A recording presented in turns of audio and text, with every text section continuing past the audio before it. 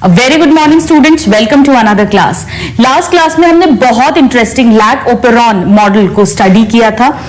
Students, हमने last class में पढ़ा था कि लैक ओपेरॉन जो है उस पर नेगेटिव कंट्रोल होता है, यानी कि नॉर्मल सिचुएशन में लैक ओपेरॉन का आई जीन रिप्रेसर प्रोटीन बनाता है जो ऑपरेटर जीन को ब्लॉक करके रखता है और ट्रांसक्रिप्शन ट्रांसलेशन नहीं होता, एंजाइम्स नहीं बनते क्योंकि लैक्टोज यानी इंड्यूसर अवेलेबल नहीं है। आज हम एक छोटा सा पॉइंट पढ़ेंगे जो हालांकि एनसीईआरटी में नहीं है, बट मेडिकल एंट्रेंसेस पर इस पे क्वेश्चन आते हैं। लैक ओपेरॉन पर एक केमिकल का पॉजिटिव कंट्रोल भी होता है। So let's read positive control on lac operon. Lac operon हम जानते हैं, लैक ओपेरॉन का मतलब है वो पूरी रेगुलेटरी यूनिट जो लैक्टोज के मेटाबॉलिज्म कैटाबॉलिज्म में रोल प्ले करती है।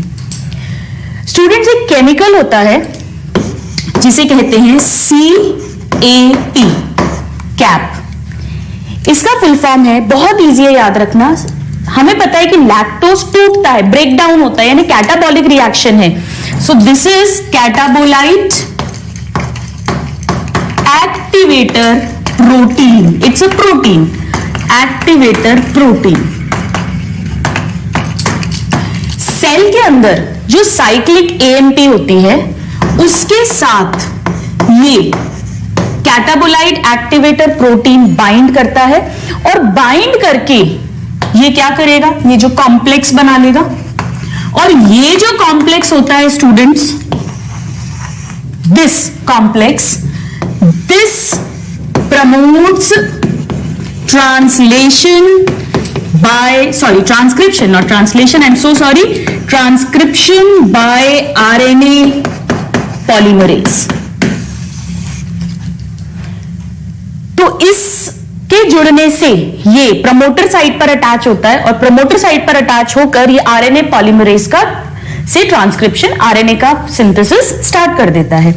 यानी कि अब आप मुझे बताइए कि ये लैक ओपेरॉन को स्विच ऑन कर रहा है या स्विच ऑफ? ये स्विच ऑन कर रहा है क्योंकि इसके जुड़ने के कारण प्रमोटर साइट पर अब आरएनए पॉलीमरेज अपना फंक्शन करके एंजाइम बना रहा है, प्रोडक्ट बना रहा है। सो इट स्विचेस ऑन, और इस switching on of the lack operon को कहते हैं पॉजिटिव कंट्रोल। ये पॉजिटिवली कंट्रोल कर रहा है, यानी लैक ओपेरॉन को स्विच ऑन करा रहा है। रिप्रेसर प्रोटीन नेगेटिवली कंट्रोल कर रहा है, लैक ओपेरॉन को इनहिबिट कर रहा है। So this switching on off lac operon by CAP, of course in the complex form, is called positive control और positive regulation of lac operon. तो lac operon पे नॉर्मली नेगेटिव कंट्रोल रहता है repressor protein का, but ये भी हो सकता है। तो अब अगर हम कंपेयर करें, क्योंकि क्वेश्चंस आते हैं, यहां लिखते हैं रिप्रेसर, यहां लिखते हैं लैक्टोज और यहां लिखते हैं CAP। इन तीन को कंपेयर करते हैं। रिप्रेसर क्या है बताइए? प्रोटीन है, कार्बोहाइड्रेट है, फैट है, क्या है? रिप्रेसर प्रोटीन है जो रेगुलेटर जीन बना रहा है। So it is a protein, right. Lactose क्या है हमें पता है, lactose is a disaccharide, a carbohydrate made up of 1 unit of glucose और 1 यूनिट ऑफ गैलेक्टोज। और कैप क्या है? अभी अभी हमने देखा, इसके नाम में ही लिखा हुआ है, it is again a protein. Now repressor जो है ये कैसा कंट्रोल कर रहा है? नेगेटिव कंट्रोल, क्योंकि ये स्विच ऑफ करता है। So this switches of lac operon. तो हम क्या कह सकते हैं कि ये नेगेटिव कंट्रोल कर रहा है ऑन लैक ओपेरॉन, राइट। चलिए अब कैप क्या कर रहा है? स्विच ऑन कर रहा है, अभी अभी देखा। So this switch on lac operon, यानी ये क्या कर रहा है? Positive control on lac operon. अब आते हैं लैक्टोज पे। लैक्टोज क्या करता था बताइए? लैक्टोज जो था वो जैसे ही मीडियम में आता था वो रिप्रेसर के साथ जुड़कर इसे इनहिबिट कर देता था। अब इसे ओ को, ऑपरेटर जीन को ब्लॉक नहीं करने देता था, यानी कि स्विच ऑन कर देता था। So this also switches on lac operon, और इसे हमने कहा था इंड्यूसर। याद है? Lactose and more specifically allolactose, right? So this acts like inducer. So this is all about the lac operon. अब हम मूव करेंगे सेकेंड टाइप ऑफ ओपेरॉन जो हमें स्टडी करना है, and that is tryptophan operon. Tryptophan operon भी E coli में study किया गया था स्टूडेंट्स, बहुत इंटरेस्टिंग है। हम इसे कंपेयर करके पढ़ते हैं लैक ओपेरॉन के साथ ताकि आपको और अच्छे से समझ में आएगा। मैं इसको थोड़ा सा रब करती हूं। स्टूडेंट्स, ट्रिप्टोफैन एक अमीनो एसिड है और ट्रिप्टोफैन ओपेरॉन का मतलब है वो पूरी unit, single unit, regulatory unit, वो जीन या वो पूरा डीएनए का सेगमेंट जो ट्रिप्टोफैन के सिंथेसिस के लिए रिस्पॉन्सिबल है। लैक ओपेरॉन में वो जो पूरी यूनिट थी वो लैक्टोज के ब्रेकडाउन के लिए रिस्पॉन्सिबल थी। ऐसे एंजाइम्स बना रही थी जो लैक्टोज को तोड़ रहे हैं, या ऐसे एंजाइम्स बनेंगे जो ट्रिप्टोफैन का सिंथेसिस कराएंगे। तो वो एक कैटाबॉलिक रिएक्शन में हेल्प कर रहे थे, ये एनाबॉलिक रिएक्शन में हेल्प कर रहा है। So let me right here, एक तरफ लिखते हैं लैक ओपेरॉन, अब इसको अंडरस्टैंड भी कर लेंगे, समझ लेंगे अच्छे से, और यहां कंपेयर करेंगे हम ट्रिप्टोफैन। इस तरह से शॉर्ट में लिखते हैं, लास्ट क्लास में बताया था operon. First point, lac operon क्या है? Gene segment which controls breakdown और hydrolysis of lactose. So it helps in catabolic pathway, whereas यहां पर एक प्रोडक्ट फॉर्म हो रहा है, टूट नहीं रहा। So the segment which controls synthesis of tryptophan, यानी ये एक एनाबॉलिक रिएक्शन में हेल्प कर रहा है। First point of difference. अब पहले मैं आपको बना के दिखाती हूं tryptophan operon. So the gene विच, या ओपेरॉन लिखते हैं क्योंकि इसमें ऑपरेटर जीन, प्रमोटर जीन, सारे जीन्स आएंगे। So operon which controls or regulates tryptophan synthesis. Now, lack operon में 3 स्ट्रक्चरल जीन्स थे, एक ऑपरेटर था, एक प्रमोटर था और एक रेगुलेटर जीन था। यहां पर एक ऑपरेटर, एक प्रमोटर, एक रेगुलेटर जीन तो है, पर साथ में 5 स्ट्रक्चरल जीन्स हैं। कैसा बनता है ये देखिए, ये ऐसा है। ये यहां पर अब हम इस रेगुलेटर जीन को आर लिखेंगे क्योंकि हम अभी पढ़ेंगे कि ये वहां क्या हो रहा था, जो रेगुलेटर जीन था उसे आई से डिनोट किया था क्योंकि वो इनहिबिट कर रहा था, वो रोक रहा था ट्रांसक्रिप्शन को। ये प्रमोट करेगा ट्रांसक्रिप्शन, कैसे देखते हैं अभी। फिर यहां पर एक ब्लैंक रहता है इस एरिया में, आपको नहीं डिटेल्स पढ़नी। फिर ये प्रमोटर, फिर ये ऑपरेटर, और अब 5 जीन्स है। कैसे लिखते हैं देखो, 1 2 3 4 5। पीछे से शुरू करते हैं, A B C D E। वहां भी उल्टा लिखा था, याद है आपको, A Y Z, जिया, मैंने आपको बताया था उसकी ट्रिक। और एक्चुअली इसे कैसे लिखा जाता है, TRTA, इस तरह से इसे डिनोट करते हैं। आप सिंपली इसको ABCD भी लिख सकते हो, ठीक है। अब नॉर्मल पोजीशन में क्या होगा, यहां पर आरएनए पॉलीमरेज होगा, हम जानते हैं। ये आरएनए पॉलीमरेज, ये ऑपरेटर इसको अलाउ करेगा ट्रांसक्रिप्शन, और ये पूरा स्ट्रक्चरल जीन है, 5 स्ट्रक्चरल जीन है। स्ट्रक्चरल जीन्स 5, ये पहले ट्रांसक्राइब होंगे तो mRNA बनाएंगे। कैसा mRNA होगा? अगेन वही पॉलीसिस्ट्रॉनिक mRNA, क्योंकि इस mRNA से 5 प्रोटीन्स या 5 पॉलीपेप्टाइड्स बनेंगे। सो this is polycistronic mRNA। Process same रहेगा, आप जानते हो, अभी तक रट चुका है। डीएनए से mRNA बन रहा है तो ट्रांसक्रिप्शन हो गया। अब इससे बनेंगे 5 पॉलीपेप्टाइड्स। सपोज करिए हम इसे E लिख देते हैं, डी, सी, बी और ए। ये जो दोनों अब इसका ये मतलब नहीं है 5 एंजाइम्स बन रहे हैं। वहां तो क्या था, Z ने बीटा गैलेक्टोसाइडेज बनाया था, Y ने परमेज बनाया था और A ने ट्रांस एसिटाइलेज। हमने उसकी ट्रिक भी पढ़ी थी, ब्लड प्रेशर ठीक है। बट यहां पर ये दोनों मिलकर बनाएंगे एंजाइम 1, पहला एंजाइम। ये बनाएगा एंजाइम 2 और ये दोनों मिलकर बनाएंगे enzyme 3।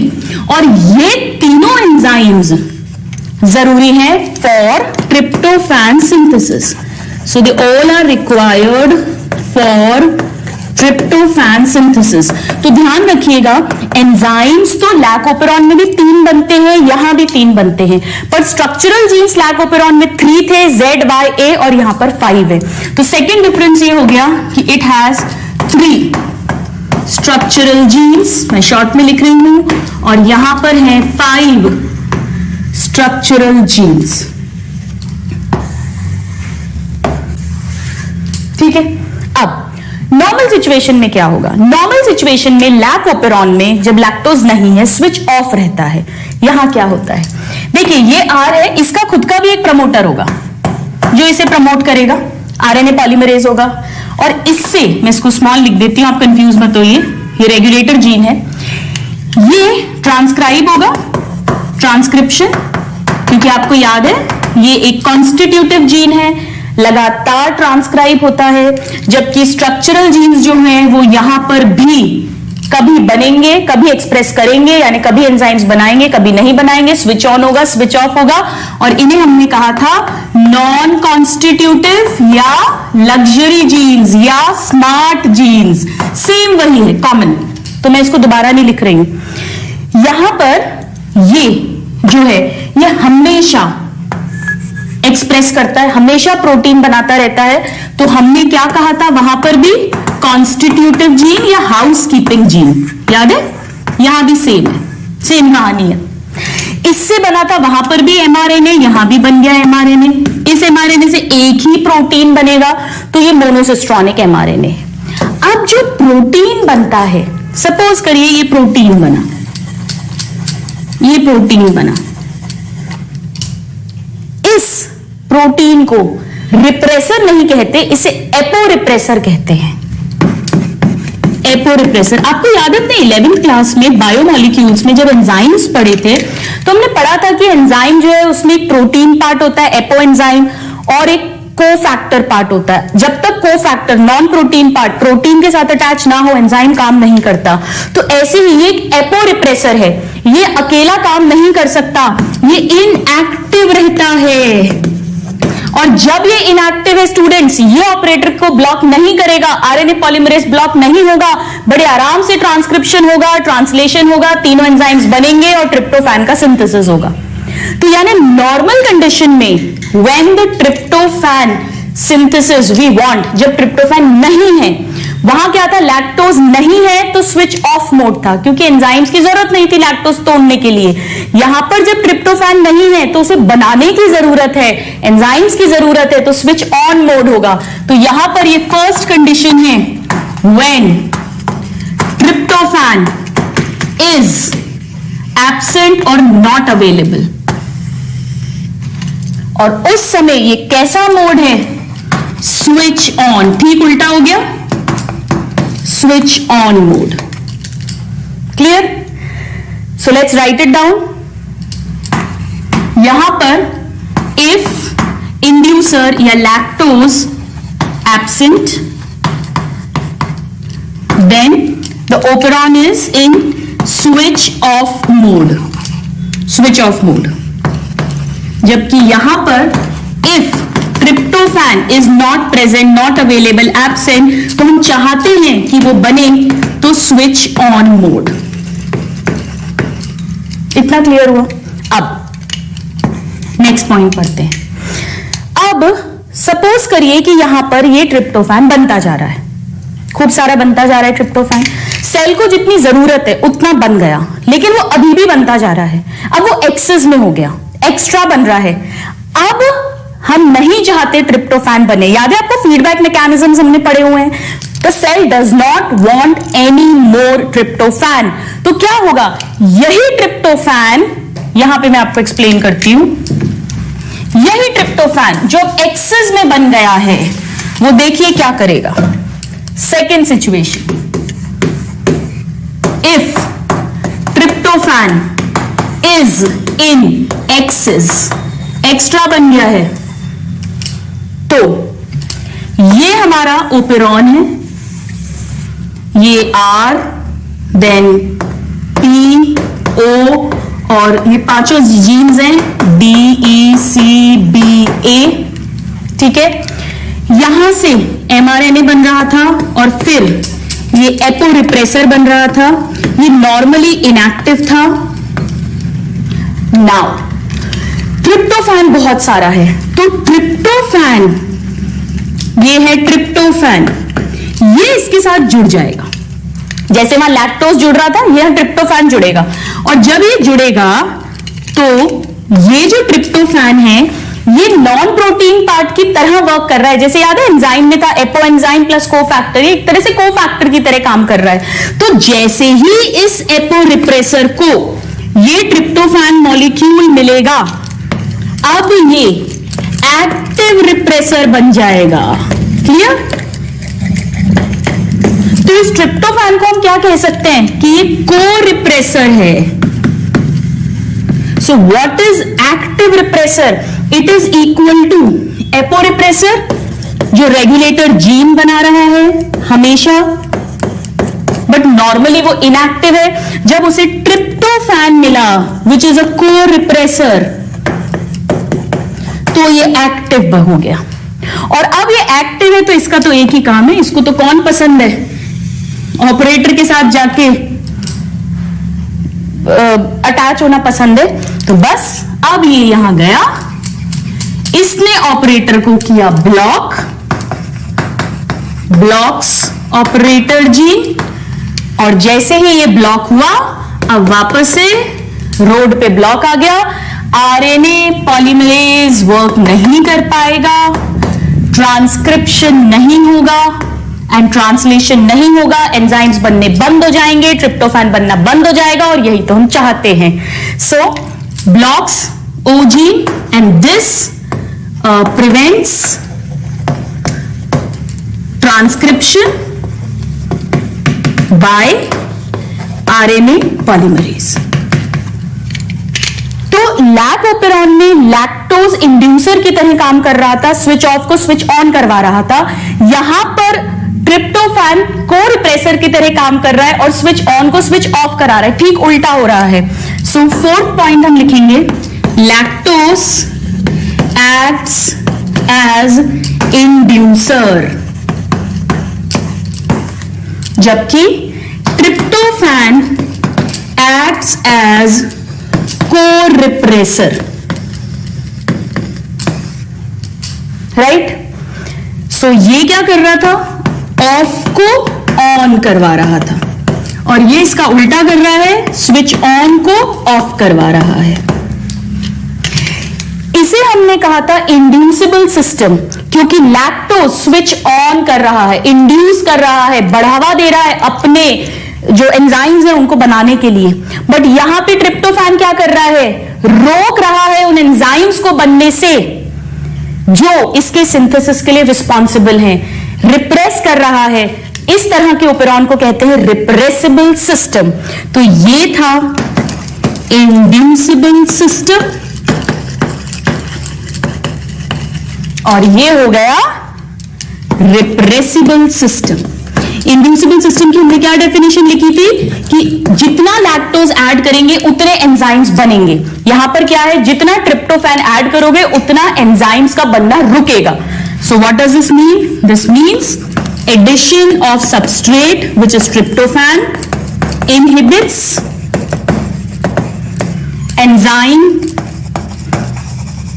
required for its synthesis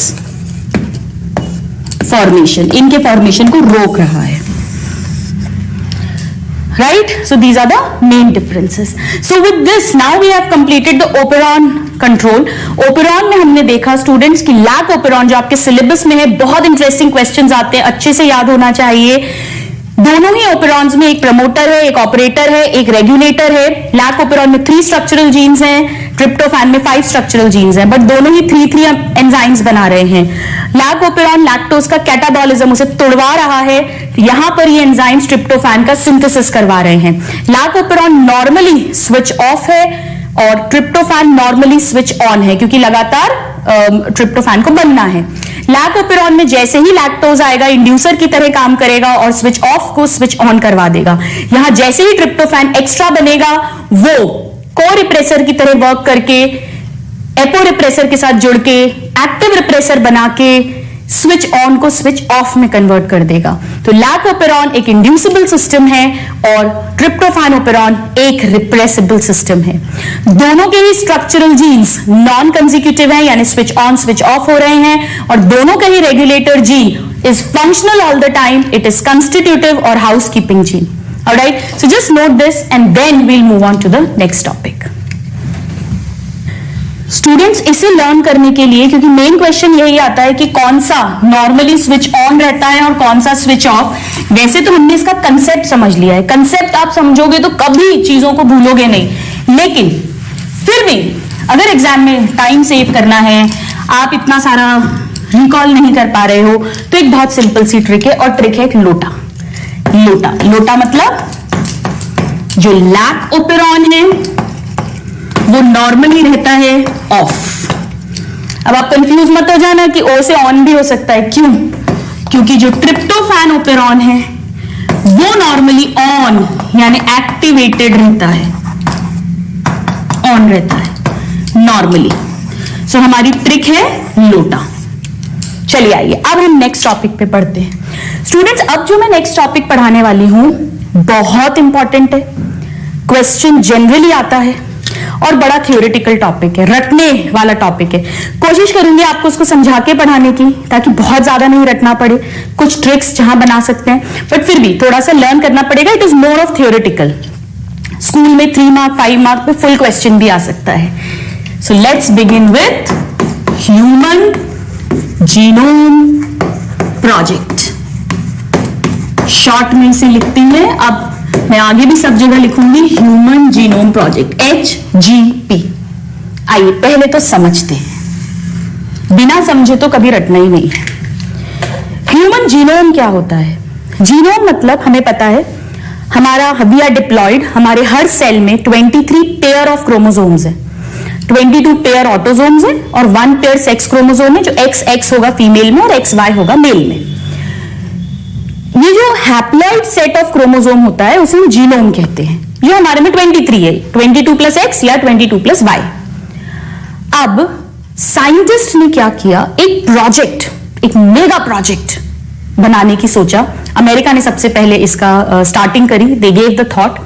उन्होंने कहा क्यों ना अपन ऐसा करें, किसी भी तरह से सेल के अंदर क्रोमोसोम्स है, क्रोमोसोम्स में डीएनए है, तो अगर अपन उस पूरे डीएनए को सीक्वेंस उसका पता कर ले, यानी किस पूरा जितनी भी हमें पता है, हमने एस्टिमेट किया है 3.3 बिलियन और इंटू 10⁹ बेसिस हैं, तो अगर हम उन सब बेसिस का सीक्वेंस पता लगा लें और हम उसके फंक्शंस पता कर लें कि कौन सी बेसिस, कौन सा सिस्ट्रॉन, कौन सा जीन, कौन सा प्रोटीन बना रहा है, हम ये सब कुछ मैपिंग कर लें, सबकी सीक्वेंसिंग कर लें, तो हम बहुत सारे डिजीजेस का पता कर सकते हैं। ट्रीटमेंट्स में इसकी हेल्प हो सकती है, एग्रीकल्चर में हेल्प हो सकती है, हमने बायोटेक्नोलॉजी में पढ़ाई है, हम ये सब कर सकते हैं।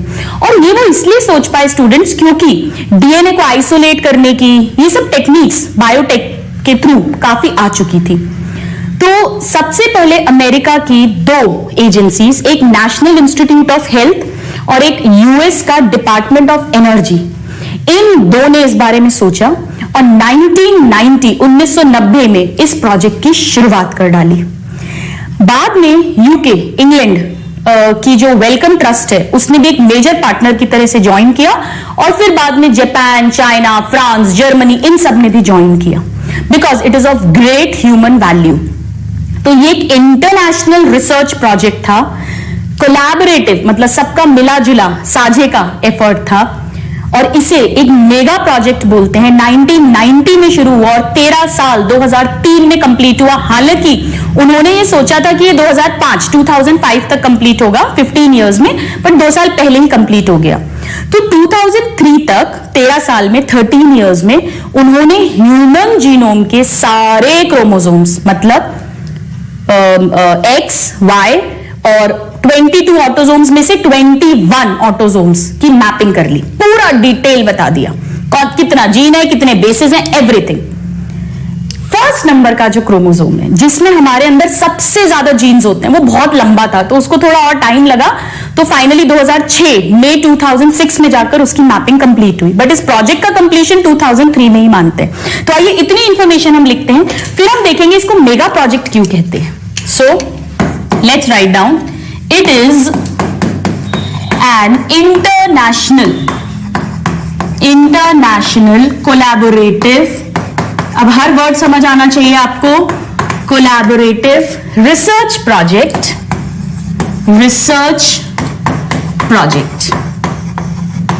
और मैं कह सकती हूं मेगा प्रोजेक्ट। मेगा मतलब बहुत बड़ा project, right? Very important. Now कब स्टार्ट हुआ है? इट स्टार्टेड या it was laid down in, direct questions हैं, 1990। शेड्यूल्ड कंप्लीशन कब था? इन्होंने कब सोचा था? एक्सपेक्टेड शेड्यूल्ड कंप्लीशन 15 साल में, यानी 2005। बट एक्चुअली कंप्लीट कब हो गया? But completed in 2003, that is in 13 years। तो अगर आपसे पूछेंगे ह्यूमन जीनोम प्रोजेक्ट कितने ड्यूरेशन के लिए था, तो 13 साल ही आंसर होगा। ये कंप्लीटेड और ये स्टार्टेड, दोनों इंपॉर्टेंट है। नाउ कौन से मेजर मेन पार्टनर्स कौन कौन थे? रटा होना चाहिए, डायरेक्ट क्वेश्चन है स्टूडेंट्स।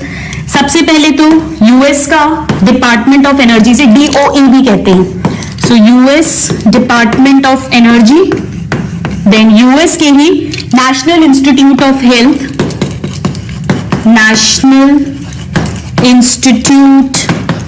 हेल्थ, NIH, और फिर NIH, let me write down, ये दोनों ही यूएसए अमेरिकन ऑर्गेनाइजेशंस हैं। फिर later on Wellcome Trust of UK joined as a major partner, क्योंकि स्टूडेंट्स बहुत बड़ा प्रोजेक्ट है, अभी अपन देखेंगे कितना money, people, techniques are involved, will talk. और इसके बाद में जापान, ये कंट्रीज के नाम याद होने चाहिए, चाइना जापान तो आप याद रख सकते हो, हमेशा इंडिया के पास में चाइना जापान की बात करते ही हैं, और France, Germany, developed countries, France, Germany and others joint, right? तो ये सब के नाम अच्छे से आने चाहिए, डायरेक्ट क्वेश्चंस आते हैं, किस कंट्री के हैं, कौन सा department, everything is a question, her point question है। नाउ इस प्रोजेक्ट का एम क्या है? एम हम जानते हैं इसका है कि सभी जितने भी जीन्स हैं ह्यूमन जीनोम में, उन सब की मैपिंग कर दी जाए, सीक्वेंसिंग कर दी जाए। So what is the aim of this project? To map or sequence all the genes of human genome। और ये क्यों इंपॉर्टेंट है स्टूडेंट्स? हम सब एक दूसरे से अलग है, हमारी जेनेटिक इंफॉर्मेशन डीएनए में है, आप मुझसे अलग है, तो इसका मतलब आपका और मेरा डीएनए भी अलग है। बट हम अब जाकर पढ़ेंगे कि एक्चुअली आपका और मेरा 99.9% डीएनए सेम है, सिर्फ 0.1% डीएनए अलग है और उस कारण से हम अलग है। तो इवन मेडिको लीगल केसेस आप देखते होगे ना, सीआईडी और इन्वेस्टिगेटरी सीरियल्स जो होते हैं उनमें डीएनए से ही तो पता करते हैं, डीएनए फिंगरप्रिंटिंग से, डीएनए से। या पेटर्निटी टेस्ट, एकता कपूर की सीरियल्स अगर आप देखते हो, डेली सोप्स या मूवीज में बच्चे के बाप का नाम पता करना है तो क्या करते हैं? डीएनए टेस्ट ही तो करवाते हैं, क्योंकि हम सबका 0.1% डीएनए अलग है और यूनिक है, right? So this will help in that also. Anyways हम पढ़ेंगे आगे, डीएनए फिंगरप्रिंटिंग तो पूरा टॉपिक है इसमें, बहुत इंटरेस्टिंग। तो ये तो हमारा मकसद था, यहां शुरू हुआ, यहां खत्म हुआ, ये मेन पार्टनर्स थे। अब एक पॉइंट और हम डिस्कस कर चुके हैं, दैट टिल 2003 जब ये कंप्लीट हुआ, all chromosomes except chromosome number 1, मैं लिख सकती हूं all 23 chromosomes except chromosome number 1 were sequenced. अब आप कहोगे कि 23 तो होते हैं, तो फिर तो 22 लिखना चाहिए, आपने गलत लिख दिया। स्टूडेंट्स 24 होते हैं, 22 तो ऑटोसोम्स है और एक एक्स और एक वाई, उन्हें भी तो अलग अलग स्टडी किया, तो टोटल 24 होते हैं, जिसमें से 23 को स्टडी कर लिया गया था, सीक्वेंस बना दिया गया था। तो 23 में क्या क्या आएगा? क्रोमोसोम नंबर 2 से लेके यानी 21 autosome plus X plus Y, ये सारे क्रोमोसोम्स की मैपिंग सीक्वेंसिंग हो गई थी। और ये क्वेश्चन आता है, last chromosome to be sequenced, आखिरी में कौन सा क्रोमोसोम सीक्वेंस हुआ था? इज पहला, जिसपे सबसे ज्यादा जीन्स है, क्रोमोसोम नंबर 1, और ये सीक्वेंस हुआ मई 2006 में। Very very important, right? आप इसको नोट डाउन करिए, फिर हम देखेंगे कि किन कारणों से इसे मेगा प्रोजेक्ट कहते हैं। आइए स्टूडेंट्स देखते हैं इसको मेगा प्रोजेक्ट क्यों बोलते हैं। मेगा का मतलब ही होता है बहुत बड़ा, ये बहुत लार्ज स्केल का प्रोजेक्ट है। क्यों है लार्ज स्केल का, समझते हैं। सो आपके स्कूल्स में भी एक एक दो मार्क में ये क्वेश्चन आ सकता है, why human genome project is mega project. देखिए, साइंटिस्ट ने यह एस्टिमेट किया था कि हमारे डीएनए में अबाउट, जीनोम में अबाउट 3 बिलियन बेसेस है, और nucleotide bases, of course base nucleotide के फॉर्म में ही रहेगा, शुगर और फॉस्फेट के साथ अटैच्ड। और अगर हमें एक बेस को सीक्वेंस करना है तो उसकी कॉस्ट आती है $3 रुपए, $3 तो अगर हमें 3 बिलियन को करना है तो कितनी आएगी टोटल कॉस्ट? 3 into 3 9 billion. तो 9 बिलियन तो केवल सीक्वेंसिंग में चला जाएगा, और इतने सारे 3 बिलियन बेसिस को सीक्वेंस करने के लिए कितने सारे साइंटिस्ट, टेक्नीशियंस, कंप्यूटर्स और पता नहीं क्या क्या लेना पड़ेगा, राइट? सो पहला रीजन तो ये है कि total huge cost of estimating sequences, estimating we can write sequences. कैसे? Cost for sequence of 1 nucleotide base is equal to $3 So cost for sequence of 3 billion bases is equal to 3 3s 9 billion $, और ये इतनी बड़ी cost है कि ये project naturally बड़ा हो जाता है। जितने बड़े बजट की मूवी उतना बड़ा प्रोजेक्ट उसे हम कहते हैं, जैसे बाहुबली। एनीवेज, नाउ सेकेंड ये कारण है स्टूडेंट्स, क्योंकि इसमें काम भी बहुत है, 3 बिलियन बेसिस को सीक्वेंस करना। सो बेसिस, या ऐसा लिखते हैं ह्यूज नंबर या लार्ज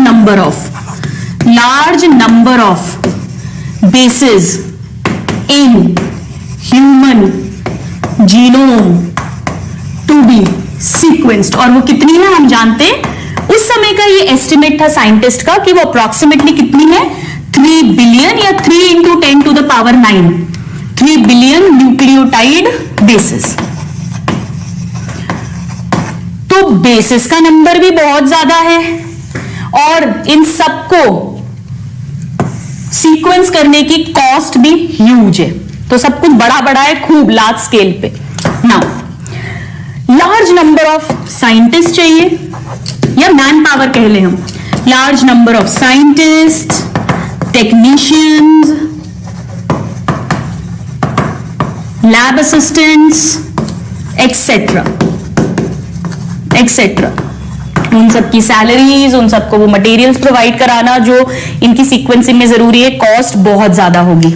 नाउ उन्होंने ये एस्टिमेट किया कि अगर एक इंसान के कोई भी एक सेल है, हमारे हर सेल में वही सेम क्रोमोसोम्स हैं, सेम डीएनए है। अगर हम, और जनरली WBC को यूज करते हैं डीएनए को आइसोलेट करके और उसे स्टडी करने के लिए। तो अगर हम एक इंसान, सिंगल पर्सन का टोटल डीएनए जो है, जिसमें 3 बिलियन बेसिस हैं, अगर हम उसकी बेसिस को लिखना शुरू करें, जैसे AGCTUV तो होता ही नहीं है, CTTTTAGCCC, ऐसा अगर हम लिखना शुरू करें, तो एक इंसान के डीएनए सीक्वेंसेस को लिखने में, यानी 3 बिलियन बेसिस को लिखने के लिए 3300 ऐसी बुक्स लगेंगी, जिसमें हर बुक में 1000 पेज हो और हर पेज पे हम 1000 अल्फाबेट्स, लेटर्स लिख सके। मतलब ये एक है, AGGGCG, ऐसे 1000 लगातार लिखते जाएं और ऐसे 1000 पेजेस, तो एक बुक बनेगी। और ऐसी 3300 बुक्स, तब जाके एक इंसान के डीएनए सीक्वेंस को लिख पाएंगे। तो कितना सारा पेपर चाहिए। सो 3300 books, each having 1000 pages and 1000 letters, alphabets on each page are required to note down DNA base sequence from a single person। ये तो एक इंसान का है, और मान लीजिए अगर इस प्रोजेक्ट में 10 इंसानों की, बहुत सारे लोगों का डीएनए करा गया था सीक्वेंस, तभी तो फिर देखा गया था कि उसमें से कितना % कॉमन है, कितना % डिफरेंट है। तो आप सोचिए कितनी बुक्स और कितने पेजेस और कितना बड़ा अमाउंट इन्वॉल्व है। अब ये सबके क्वेश्चन आते हैं, मैंने कैसे याद किया था। यहां सब कुछ 3 चल रहा है। हमें ये तो याद है कि 3 बिलियन बेसिस होती है, ये तो हम पढ़ चुके हैं। हर बेस को करने के लिए $3 और 3300 बुक्स। ठीक है, तो याद आप इस तरह से कर सकते हो। अब ये सब कारण थे जिसके कारण से इसे मेगा प्रोजेक्ट कहते हैं। ऑलराइट, तो आप इसको नोट डाउन करिए और फिर हम देखेंगे कि हमारे गोल्स क्या हैं इस प्रोजेक्ट के। स्टूडेंट्स, अब हम पढ़ते हैं इसके गोल्स।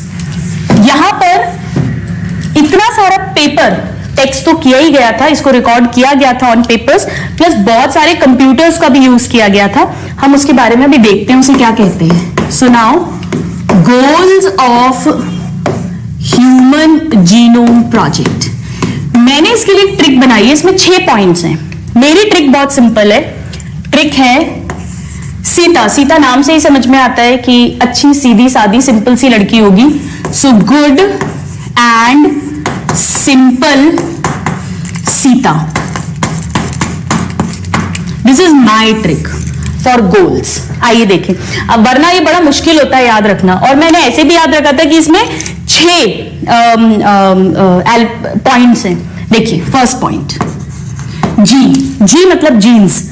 पहला हमारा एम, पहला गोल हमारा ये था कि साइंटिस्ट ये चाहते थे कि हमारे अंदर, अब हमें पता है 20,000 से 25,000 जीन्स हैं, उन सबको आइडेंटिफाई कर लिया जाए, right. So first is to identify 20,000 to 25,000 genes in human genome, यानी हमारे टोटल जो 23 क्रोमोसोम्स हैं उनमें मिलाकर। सो ये नंबर सब पूछते हैं, इतने जीन्स। तो ये गीता नहीं, गुड में ये वाला जी मैंने लिया है ट्रिक का जी, ठीक है। अब सेकंड पॉइंट ये है स्टूडेंट्स की पूरे ह्यूमन जीनोम में 3 बिलियन बेसेस हैं, उनकी सीक्वेंस भी पता लगा ली जाए। So to sequence 3 billion bases, ठीक है। तो ये as sequence, to sequence in human genome. Of course मैं बार बार नहीं लिख रही हूं। नाउ थर्ड ये है कि ये जो भी अपन डेटा है उसे हमें स्टोर भी करना पड़ेगा। So to store the information in database create करते हैं किसी भी चीज का, जैसे आपके नोट्स क्या है, आपका डेटाबेस है, इन डेटाबेस। सो सीता का एस हमें स्टोर करना पड़ेगा। नाउ स्टोर करने के बाद में हम इस डेटा को एनालाइज कर सके, उसके लिए हमें बहुत स्मार्ट टूल्स, मशीन्स चाहिए। वो सबके इम्प्रोवाइजेशन को भी इसी प्रोजेक्ट का हिस्सा बनाया गया था, उस पर भी money and people were involved. So the next is to improve tools, क्योंकि डेटा आपने इकट्ठा भी कर लिया, उसको स्टोर भी कर दिया, लेकिन उसको एनालाइज भी तो करना पड़ेगा, फॉर डेटा एनालिसिस। तो सीता का आई, इंप्रूव करना टूल्स को। नाउ फिफ्थ टी मतलब जो भी एनालिसिस आपने निकाला, मान लो आपको समझ में आया कि ये इंसुलिन प्रोटीन है, पॉलीपेप्टाइड है, ये इंसुलिन के लिए ये पर्टिकुलर सीक्वेंस है। ये सीक्वेंस जो है ये इंसुलिन की अल्फा बीटा चेन्स बनाता है और फिर वो डाइसल्फाइड बॉन्ड से जुड़ती है और ऐसे करके इंसुलिन बनता है। और आपको पता है कि जो मेडिकल इंडस्ट्रीज हैं, जो फार्मास्यूटिकल इंडस्ट्रीज हैं, जो मेडिसिन बनाती हैं, अगर हम उन्हें इस नॉलेज को ट्रांसफर कर दें, उनकी हेल्प कर दें, और अगर वो इंसुलिन को मार्केट कमर्शियल लेवल पे बनाने लगे, तो बहुत सारे डायबिटीज, मधुमेह के पेशेंट्स जो हैं उन्हें इंसुलिन के इंजेक्शन इजीली अवेलेबल हो पाएंगे and they can be helped. तो इस इंफॉर्मेशन को ट्रांसफर करना पड़ेगा हमको, जो भी रिलेटेड टेक्नोलॉजी है अदर सेक्टर्स में, लाइक इंडस्ट्रीज में, right. So the next step is to transfer related technologies, जिस इंडस्ट्री में जिसकी जरूरत है, जिससे रिलेटेड है, related technology to other sectors like industries. तो सीता का टी ट्रांसफर करना।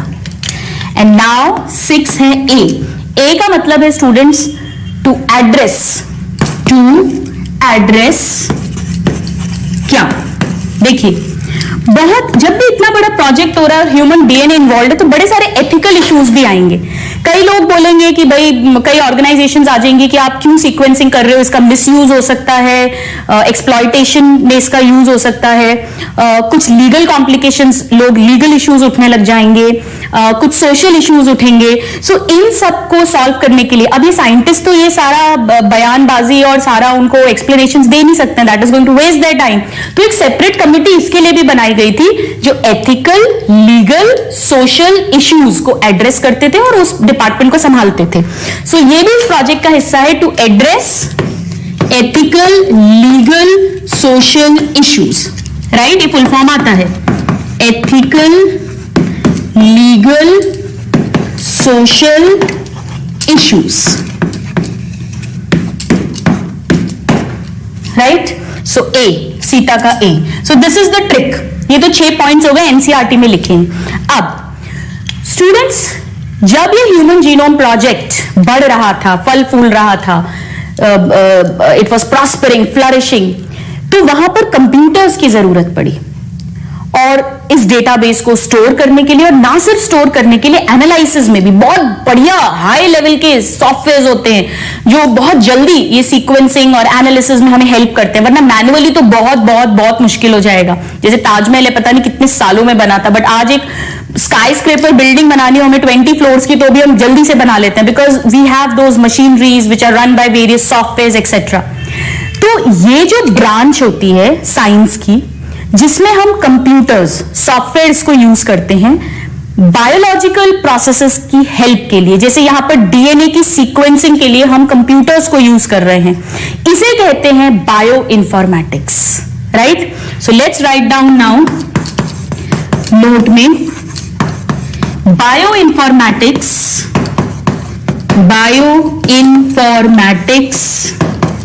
was developing along with, क्योंकि जैसे जैसे उन्हें जरूरत लगी वैसे वैसे उन्होंने सॉफ्टवेयर इंजीनियर, साइंटिस्ट, उन्हें भी इसमें इन्वॉल्व किया और उन्होंने फिर ऐसी टेक्निक्स निकाली along with human genome project, right? आप इतना नोट करिए, फिर हम पढ़ेंगे कि ये बायो इन्फॉर्मेटिक्स क्या है, जो मैंने अभी एक्सप्लेन किया उसे लिख देंगे। तो बायो इन्फॉर्मेटिक्स में हम क्या करते हैं? It is the use of high speed computational devices, यानी सॉफ्टवेयर, कंप्यूटर्स, डिवाइसेस फॉर, किस किस में काम आएंगे ये डिवाइसेस? डेटा को एक तो स्टोर करना, फॉर स्टोरेज, फिर जब भी जरूरत है तो उसे वापस रिट्राइव करना, रिट्राइवल, और फिर इवन एनालिसिस में भी, सीक्वेंसिंग में भी, and analysis of data. This is a line of NCERT, but कोई भी लाइन बिना समझे कभी नहीं रटनी है, वरना भूलेंगे ही भूलेंगे। याद तो करना है, लर्न करना है। I am not saying you don't have to learn, but only after understanding it. Please note this down. Students, ये हमने बात करी ह्यूमन जीनोम प्रोजेक्ट के गोल्स की। अब हम बात करते हैं कि इसमें मेथोडोलॉजी क्या यूज की गई थी। Let's talk about the methodologies used.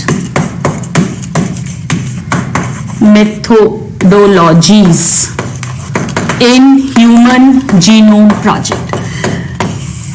दो ओपिनियंस थे साइंटिस्ट के, टू अप्रोचेस, ऐसा लिख लेते हैं। There were two approaches. Approach number 1, कुछ साइंटिस्ट ने यह कहा कि हमें पता है यूकैरियोट्स में ह्यूमन जीनोम है, ह्यूमन जीनोम को स्टडी कर रहे हैं, यूकैरियोटिक सेल में स्प्लिट जीन्स होते हैं, यानी intron exon, intron exon, exon coding part है और इंट्रॉन नॉन कोडिंग पार्ट है, ये हम पढ़ चुके हैं ऑलरेडी। तो उन्होंने ये कहा कि भाई इंट्रॉन्स को सीक्वेंस करने की जरूरत ही क्या है, आप सिर्फ एक्सॉन को सीक्वेंस करो, क्योंकि प्रोटीन सिंथेसिस में कौन रोल प्ले कर रहा है? एक्सॉन्स। यानी आप सिर्फ उन्हीं सीक्वेंसेस को टैग करो जो एक्सप्रेस होते हैं। टैग मतलब जैसे मैंने ये ड्रेस खरीदा है तो इस पे टैग आता है ना, जिसपे इसकी डिटेल्स होती हैं कि ये कौन सी कंपनी का है, इसका कितना रेट है। तो ऐसे ही सिर्फ उन्हीं सीक्वेंसेस को टैग करो, उन्हीं की डिटेल्स फाइंड आउट करो, लिखो, जो एक्सप्रेस होते हैं आरएनए पे।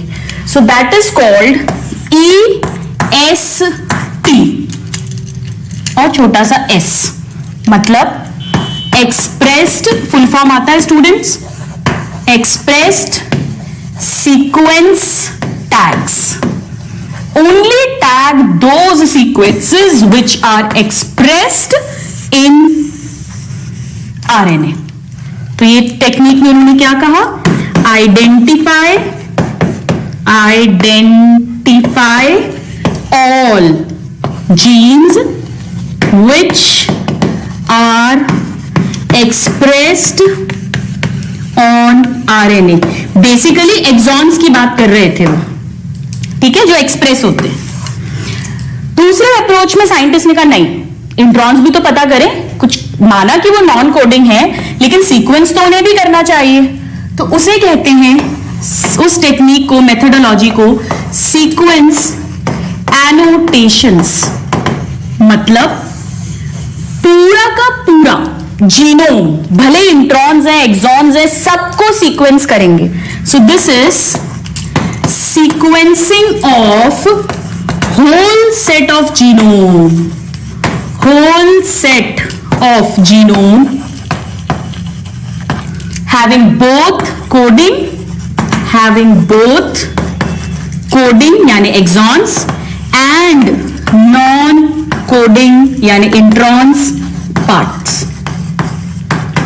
और फिर उन्होंने कहा कि फिर अपन बाद में उसमें बता देंगे उसके फंक्शन के अकॉर्डिंग कि ये कोडिंग है या नॉन कोडिंग है, बट सीक्वेंस तो हम सारा ही करेंगे पूरा का पूरा.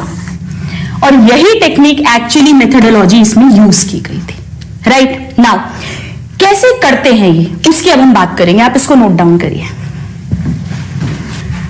अब स्टूडेंट्स ये कैसे करते हैं, इसकी डिटेल्स स्टेप्स हम नेक्स्ट क्लास में समझेंगे. बट अगर अभी हम स्टेप्स की बात करें तो इसमें क्या करते हैं. सबसे पहले सपोज मेरे डीएनए की सीक्वेंसिंग करनी है तो मेरा ब्लड लेंगे, उसमें मेरा एक WBC लेंगे और मेरे WBC में नेचुरली क्रोमोसोम्स होंगे, उसमें डीएनए होगा. डीएनए को आइसोलेट कर लेंगे. सो आइसोलेट डीएनए फ्रॉम सेल. वो कैसे आइसोलेट करते हैं, अगर आप बायोटेक्नोलॉजी पढ़ चुके हो तो आप जानते हो. याद है वो सारे एंजाइम्स डालते जाते हैं, cell membrane, nuclear membrane, RNA, protein, सबको डाइजेस्ट करने वाले एंजाइम्स डालते हैं, एंड में डीएनए बचता है. वही सब होता है.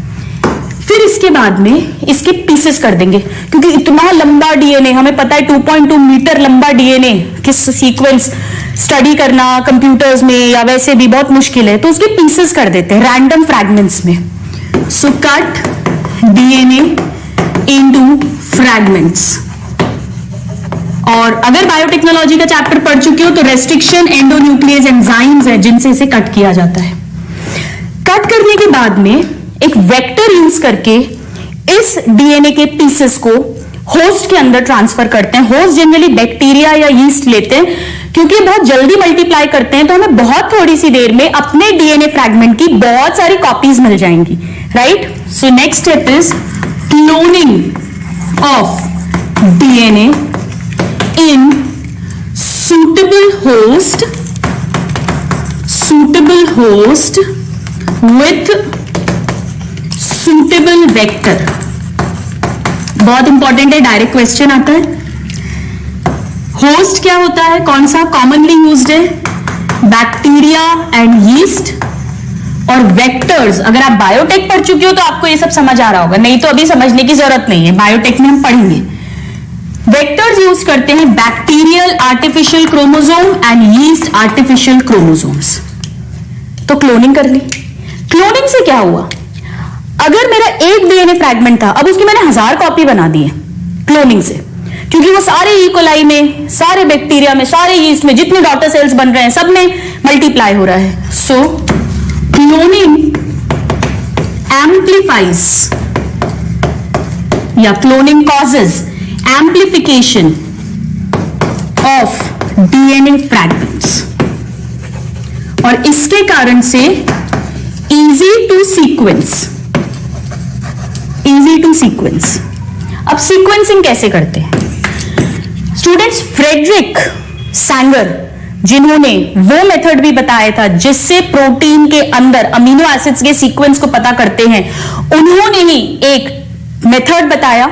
उसी प्रिंसिपल पर बेस्ड फिर इन्होंने ऑटोमेटेड डीएनए सीक्वेंसर्स, बड़े बड़े कंप्यूटर्स हैं, सॉफ्टवेयर्स हैं, उन्हें डिजाइन किया और उनसे फिर इनकी सीक्वेंसिंग करी. So next step is sequencing of DNA fragments by, हर वर्ड हर लाइन एनसीईआरटी का क्वेश्चन है, बाय ऑटोमेटेड डीएनए सीक्वेंसर्स. और ये किस पर वर्क करते थे, based on principle method given by, question आता है, given by Frederick Sanger. Insulin के टाइम भी हमने इसे पढ़ा था बायोटेक में, अगर आपको याद हो. और इन्हें एक और क्रेडिट दिया जाता है कि प्रोटीन में अमीनो एसिड का सीक्वेंस पता करने का मेथड भी इन्होंने ही दिया था. सो ऑल्सो credited, श्रेय जाता है credited with method to find amino acid sequence in protein. Insulin में भी इन्होंने ही ढूंढा था कि इंसुलिन में 2 चेन्स है, अल्फा बीटा, और उस अल्फा चेन और बीटा चेन में जो 21 और 30 अमीनो एसिड्स हैं वो कौन कौन से और उनका क्या सीक्वेंस है. Like he was a genius. सो इस तरह से सारे जो 2003 तक 23 क्रोमोसोम्स और 2006 में फाइनली जो सबसे बड़ा क्रोमोसोम नंबर 1 है वो भी सीक्वेंस कर लिया गया था. Please note this. स्टूडेंट्स, सिर्फ ह्यूमन के जीनोम को ही स्टडी नहीं किया था, कुछ नॉन ह्यूमन मॉडल्स को भी लिया गया था और उन्हें भी स्टडी किया गया था. आइए उनके नाम लिखते हैं बहुत इंटरेस्टिंग ट्रिक के साथ में. So non human models for their DNA sequencing.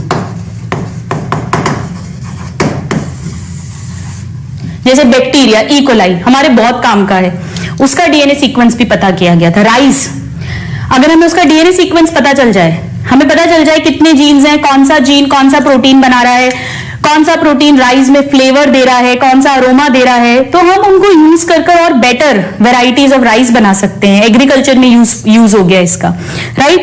तो ऐसे करके 6 नेम्स आपको याद रखने हैं. वैसे तो और भी हैं, बट ये 6 जो हमारे एनसीईआरटी में दिए हैं, जिन पर ह्यूमंस के अलावा इसी प्रोजेक्ट में उनकी भी डीएनए सीक्वेंसिंग की गई थी.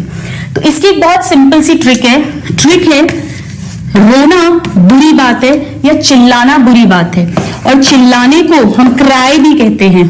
सो बैड क्राई ये मैंने नहीं बनाई है, ये तब की चली आ रही ट्रिक है जब मैंने मेरा AIPMT दिया था लॉन्ग बैक. सो आइए इसको डिकोड करते हैं. पहला है बैक्टीरिया, ई कोलाई यूज किया गया था basically. So this is the first one. Now A से है अरेबिडोप्सिस, एक प्लांट है ये. So Arabidopsis, it's a plant. Now D से है ड्रोसोफिला. ड्रोसोफिला तो आप जानते हो, पूरा जेनेटिक्स प्रिंसिपल्स ऑफ इनहेरिटेंस पढ़ा है. Fruit fly, jackpot of genetics याद है, ड्रोसोफिला. इसके भी सारे क्रोमोसोम्स पे डीएनए की बेसिस के सीक्वेंसिंग की गई थी. Drosophila which is fruit fly, right. Now see से स्टूडेंट्स एक निमेटोड है यानी राउंड वर्म है, सिनोरैब्डाइटिस एलिगेंस. अगर आपको 11th क्लास याद है तो आप इसको वैसे भी पहचान जाओगे. कैसे? अगर आपको याद हो रैब्डाइटिस वर्ड, हमने रैब्डाइटिस लार्वा भी पढ़ा था राउंड वर्म्स में. सो सिनोरैब्डाइटिस, और ये बड़ा एलिगेंट है, बड़ा क्या बोलना चाहिए ना, elegant means very graceful, elegance. ये एक free living non pathogenic roundworm है, यानी फ्री लिविंग है, पैरासाइट कमेंसल सिम्बाइंड नहीं है और डिजीज नहीं कॉज करता है. ये आना चाहिए, एनसीईआरटी में लिखा है, डायरेक्ट क्वेश्चंस आते हैं. Free living non pathogenic nematode, and nematode we know they are basically roundworms. Now R, say rice. So this is rice. rice के भी सारे क्रोमोसोम्स के सीक्वेंसिंग कर ली गई है. और Y से है yeast. सबसे पहले सैक्रोमाइसिस सेरेविसे की सीक्वेंसिंग की गई थी, और ये इसकी ट्रिक है. अच्छे से रटा होना चाहिए स्टूडेंट्स, डायरेक्ट क्वेश्चंस आते हैं, राइट. अब इसकी एप्लीकेशंस क्या हैं इस ह्यूमन जीनोम प्रोजेक्ट की, आइए देखें. Applications of human genome project, कैसे हम इसे यूज कर सकते हैं स्टूडेंट्स. एक तो बहुत सारी डिजीजेस के बारे में हम पता कर सकते हैं, क्योंकि हमें सारे कितने जीन्स हैं, क्या सीक्वेंस है, सब पता चल जाएगा. तो अगर कोई जीन डिफेक्ट है, सिंगल जीन डिफेक्ट है, तो हम उसे ट्रीट कर सकते हैं. बहुत सारी कार्डियक डिजीजेस हैं, या जैसे न्यूरोलॉजिकल डिसऑर्डर है, एल्जाइमर्स, जिसमें याददाश्त, प्रोग्रेसिव लॉस ऑफ मेमोरी होता है, या डायबिटीज, एंडोक्राइन डिसऑर्डर्स है, तो हम इनके डायग्नोसिस में, ट्रीटमेंट में हमें हेल्प मिलेगी, जैसा मैंने अभी आपको इंसुलिन इंजेक्शंस का एग्जांपल दिया था। प्लस एग्रीकल्चर के फील्ड में हमें इससे हेल्प मिलेगी, प्लस हेल्थ केयर सर्विसेज में हमें हेल्प मिलेगी, क्योंकि बहुत सारी मेडिसिन हम बना सकते हैं।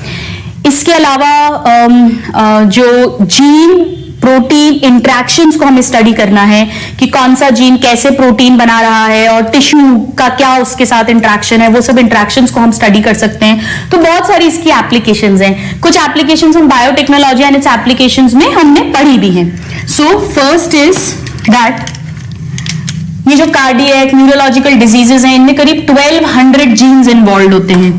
सो अबाउट 1200 जीन्स, 20 से 25,000 हैं, उसमें से 1200 genes are involved in cardiac disorders, then endocrinal disorders like diabetes mellitus, then neurological disorders like Alzheimer's etc. तो उन सबको हम स्टडी कर सकते हैं, डायग्नोस कर सकते हैं, ट्रीटमेंट में भी इनसे हेल्प मिल सकती है। देन सेकेंड, कैंसर्स को भी हम स्टडी कर सकते हैं and it can help in treatment also. Third, health care, medicine वगैरह बनाना, वो सब यही हार्मोन्स, जैसे मैंने आपको बताया था बायोटेक में एफएसएच हार्मोन अब आर्टिफिशियली सिंथेसाइज कर लिया है। तो अगर हमने फॉलिकल स्टिमुलेटिंग हार्मोन बना दिया और कोई ऐसा कपल है जहां पर फीमेल है, उसको एफएसएच डेफिशिएंट है नेचुरली बॉडी में, तो इसीलिए उसके एग्स प्रॉपर नहीं बनते हैं, फॉलिकल्स नहीं बनते हैं, तो अगर हम उसे एफएसएच का आर्टिफिशियल इंजेक्शंस देते हैं जो हम आईवीएफ में करते हैं, जिसकी मैं सुपर स्पेशलिस्ट हूं, तो हम उसके multiple egg formation, follicles formation करवाते हैं and then they can have a baby of their own. तो इस तरह से हेल्थ केयर सर्विसेज में यूज होता है। Then in study of gene, protein, tissue, organ interaction, क्या इंट्रैक्शन है इन सबका, जैसे फॉर एग्जांपल इंसुलिन की बात करें तो इंसुलिन देखिए पूरे 23 क्रोमोसोम्स हर सेल में है, यानी 46 क्रोमोसोम्स। तो फिर ऐसा क्यों होता है कि पैनक्रियास के बीटा सेल में ही इंसुलिन बनता है? इंसुलिन तो हमारे डब्ल्यूबीसी को भी बनाना चाहिए, क्योंकि इंसुलिन जिस क्रोमोसोम पर इसका जीन है, वो क्रोमोसोम, वो जीन, वो तो डब्ल्यूबीसी के अंदर भी है, पर वो अपने आप को एक्सप्रेस वहां नहीं करता। तो कौन सा जीन कौन सा प्रोटीन बनाएगा, वो किस टिश्यू में, किस ऑर्गन में कब एक्सप्रेस होगा, ये सब पूरे इंटरेक्शंस को भी हम स्टडी कर सकते हैं with the knowledge that we have gained from this project. Alright, then agriculture की फील्ड में जैसे अभी देखा हमने राइस, अरेबिडोप्सिस, ये जो प्लांट्स के जीनोम को हमने सीक्वेंस कर लिया है। Then energy production etcetera, right. So सीधा some of the applications, please note this. Students इसमें एक एप्लीकेशन और लिख लेते हैं, मैंने आपको हालांकि एक्सप्लेन तो वो कर दी थी अभी, and that is single gene defects can be corrected. जैसे फॉर एग्जाम्पल अगर कोई जीन है जो किसी इंसान में पैदाइशी बाय बर्थ फॉल्टी है, डिफेक्टिव है, तो उसका एंजाइम प्रोटीन भी नहीं बन रहा है और उस कारण से उसे कोई डिजीज है, तो अगर हमें पता चल गया कि उस प्रोडक्ट को, उस प्रोटीन को बनाने वाला ये जीन है और इसका ये सीक्वेंस है, तो अगर हम उसे आर्टिफिशियली लैब में कर ले, या हम कैसे भी उसका कोई दूसरा सेल, आपको याद है मैंने पढ़ाया था आपको skid, severe combined immuno deficiency, अगर आप बायोटेक का चैप्टर पढ़ चुके हैं एप्लीकेशंस वाला, तो severe combined immunodeficiency AIDS की ही तरह एक इम्यूनो डेफिशिएंसी डिसऑर्डर है, बाय बर्थ होता है। उसमें एक प्रोडक्ट नहीं बनता है जिसके कारण से हमारा इम्यून सिस्टम इनहिबिट हो जाता है। तो साइंटिस्ट ने क्या किया, उस पेशेंट के लिम्फोसाइट्स निकालते हैं और उनके अंदर आर्टिफिशियली इस जीन को इंट्रोड्यूस कर देते हैं और फिर वो प्रोडक्ट बनाता है and that person can live. Otherwise मैंने आपको बताया था छोटे छोटे बच्चों को पूरा एस्ट्रोनॉट की तरह सूट्स पहना के रखा जाता है, in space babies, bubble babies बोलते हैं, ताकि इतना ज्यादा इंफेक्शन ना हो, नहीं तो दे कैन डाई, इतना पुअर हो जाता है immune system, right? So even they can be corrected. तो बहुत सारे डिसऑर्डर्स के डायग्नोसिस में, ट्रीटमेंट में ये हमें हेल्प करता है। So these are the various applications. Students, आज हमने ओपेरॉन, ट्रिप्टोफैन ओपेरॉन पढ़ा, positive control of lac operon पढ़ा। हमने ह्यूमन जीनोम प्रोजेक्ट्स में सब कुछ पढ़ लिया है, बट एक बहुत इंपॉर्टेंट हिस्सा नहीं पढ़ा कि आखिर इस ह्यूमन जीनोम प्रोजेक्ट की फाइनल फाइंडिंग्स क्या थी, इसके सेलिएंट फीचर्स क्या थे। हमने ये देखा, ये 1990 में शुरू हुआ, 2003 में एंड हुआ, क्रोमोसोम नंबर 1 2006 में मैप हुआ। हमने देखा कौन कौन सी कंपनीज इसमें इन्वॉल्व हैं, DOE of US, national institute of health of US, UK का Wellcome Trust, Japan, China, France, Germany, ये सब इन्वॉल्व हैं। हमने ये भी देखा कि इसे मेगा प्रोजेक्ट क्यों कहते हैं, क्योंकि huge cost of 9 billion for sequencing of basis involve है। इसमें 3 बिलियन बेसिस को सीक्वेंस करना है, 3300 बुक्स लगेंगी, हर किताब में 1000 पेजेस, हर पेज पे 1000 letters. So it's a huge mega project. हमने ये भी देखा कि कौन से नॉन ह्यूमन मॉडल्स की सीक्वेंसिंग करी गई है, क्या इसकी एप्लीकेशंस हैं, इसके गोल्स क्या हैं, वो 6 गुड एंड सिंपल सीता में। बट हमको ये नहीं पढ़ा हमने आज कि आखिर इससे फाइनल रिजल्ट्स क्या निकले थे। उन रिजल्ट्स को ही तो फिर हम एप्लीकेशन में यूज कर रहे हैं। तो वो जो सेलिएंट फीचर्स हैं, इसके 9 सेलिएंट फीचर्स हैं which are very very very important, that we'll discuss in the next class. यहां पर बस एक पॉइंट आपको बताना चाहती हूं, ह्यूमन जीनोम प्रोजेक्ट से रिलेटेड नहीं है, but I forgot to tell you students, जब भी हम कोई भी ओपेरॉन पढ़ते हैं, चाहे वो लैक ओपेरॉन हो, चाहे वो ट्रिप्टोफैन ओपेरॉन हो, ऑपरेटर और रेगुलेटर जीन स्पेसिफिक होते हैं। मतलब ऐसा नहीं है कि जो आई जीन है लैक ओपेरॉन का, वो जाकर ट्रिप्टोफैन ओपेरॉन के ऑपरेटर को ब्लॉक कर दे, ऐसा नहीं होगा। या ऐसा नहीं है कि जो इनएक्टिव रिप्रेसर प्रोटीन ये बनाता है ट्रिप्टोफैन ओपेरॉन का रेगुलेटर जीन, वो O gene of lac operon को इनहिबिट ही ना करे और उसका वो चलता रहे। तो ये स्पेसिफिक है, हर ओपेरॉन का स्पेसिफिक ऑपरेटर जीन होगा और स्पेसिफिक रेगुलेटर जीन होगा। सो this is very important. Each operon, please excuse me कि मैं आपको वहां नहीं लिखवा पाई हूं, बट इसको नोट कर लीजिए अपने नोट्स में। Each operon has a specific operator gene and specific regulator gene. Regulator gene ये फिक्स रहेगा, वो सीक्वेंस फिक्स होगा।